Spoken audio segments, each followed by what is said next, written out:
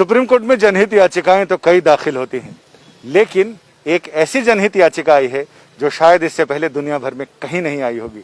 वो है कुरान की 26 आयतों को रिमूव करने की याचिका। और हम बात कर रहे हैं, याचिकाकर्ता हमारे साथ हैं सैयद वसीम रिजवी। वसीम साहब, ये कौन सी 26 आयतें हैं जिसको आपने रिमूव करने की अर्जी लगाई है सुप्रीम कोर्ट में? गुहार। देखिए, प्रॉफिट मोहम्मद के बाद पहले खलीफा अबू बकर, दूसरे खलीफा उमर और तीसरे खलीफा उस्मान द्वारा कुरान को कलेक्ट करके और उसको जारी किया गया एक किताबी शक्ल में।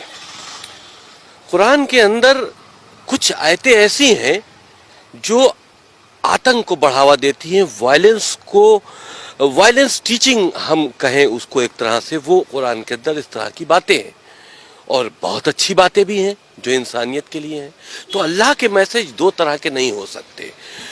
तो ये तीन जो खलीफा थे, इन्होंने ताकत का इस्तेमाल करते हुए कुरान के अंदर अमेंडमेंट करके इस तरह की आयतों को डालकर कुरान शरीफ को दुनिया के लिए जारी किया और उसी का सहारा लेकर पूरी दुनिया में आगे बढ़े हैं ताकत के दम पर इस्लाम को फैलाने के लिए। कोई भी धर्म मोहब्बत से फैलाया जा सकता है, ताकत के दम पर नहीं फैलाया जा सकता। और इस वजह से आज इस्लाम को फैलाने के लिए जो कुरान के अंदर अमेंडमेंट किए गए थे, जो इस तरह के मैसेजेस डाले गए थे, जो वायलेंस को बढ़ा रहे थे, जो जुल्म और ज़्यादती कर रहे थे, आज उसका फ़ायदा आतंकवादी उठा रहे हैं। मदरसों के ज़रिए आम मुसलमानों के बच्चे उसको पढ़ रहे हैं और उनका जहन जो है वो कट्टरपंथ की तरफ बढ़ रहा है। तो ये बहुत नुकसानदेह, बहुत सी ऐसी बातें हैं जो हमने अपनी पहल में लिखी हैं, लेकिन क्योंकि अभी हमने PIL दाखिल की है, कोर्ट में पेंडिंग है, वो बातें हम खुलकर नहीं बता सकते। लेकिन हमें उम्मीद है कि ये चीज़ें कोर्ट को इसमें इंटरफेरेंस करना चाहिए। हमारी देश की सुरक्षा से जुड़ा मामला है। इन 26 आयतें जो वायलेंस की टीचिंग है इस्लाम के अंदर, जो पूरी दुनिया में आतंक का सबब बनी हुई हैं, इनको कुरान से रिमूव होना चाहिए। आपको लगता है कि कोर्ट ऐसे संवेदनशील मामले में, जिसमें एक फेथ से जुड़ा हुआ मामला है, उसमें मुदाखलत करेगा? ये मामला फेथ से जुड़ा नहीं है। फेथ से जुड़ा हुआ होता है इंसानियत का मामला। किसी का कत्ल कर देना फेथ से जुड़ा मामला है? आप अगर इसको फेथ से जोड़ लेते हैं तो हमको इजाजत दीजिए कि हम काफिरों का कत्ल कर दें। तो ये फेथ से जुड़ा नहीं है, ये वायलेंस टीचिंग है। ये एक तरह से आतंकी गतिविधियों में मुसलमान बच्चों को लिप्त करने की बात है और उसका सहारा कुरान मजीद से लिया जा रहा है। बहुत सी अच्छी बातें हैं कुरान मजीद में। हम तो कहते हैं कुरान मजीद को हम बैन करने की बात नहीं करते।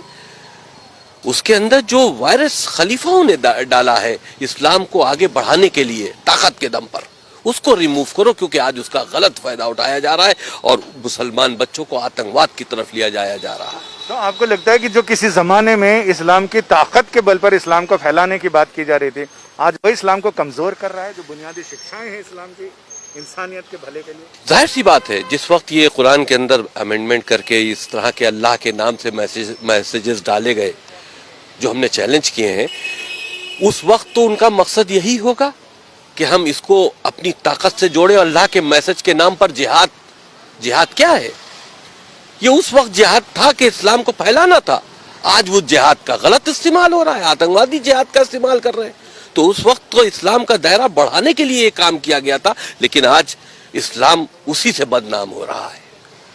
हमारे साथ सुधाकर द्विवेदी जी हैं, जिन्होंने ये सारी पिटीशन ड्राफ्ट भी की है और इसके बारे में इनके तकनीकी पहलुओं पे बात करते हैं कि इसमें आपने इसको संवैधानिक की जो मूल भावना है, जिसमें देश के खिलाफ हमला या देश पर हमला, देश की संप्रभुता, एकता और अखंडता पर, उसके साथ आपने देखिए, जो हमारा संविधान है वो प्रत्येक नागरिक को जो है प्रोटेक्शन देता है। तो उसी प्रोटेक्शन में जो है कोई भी ऐसी टीचिंग नहीं हो सकती जिससे कि आतंकवाद की पढ़ाई हो, जिससे कि आतंकवाद को एजुकेट किया जाए। तो ऐसे किसी भी धर्म में, ऐसा नहीं कि केवल मुस्लिम धर्म में, किसी भी धर्म में इस तरीके की कोई भी टीचिंग हो तो उसको चैलेंज किया जा सकता है।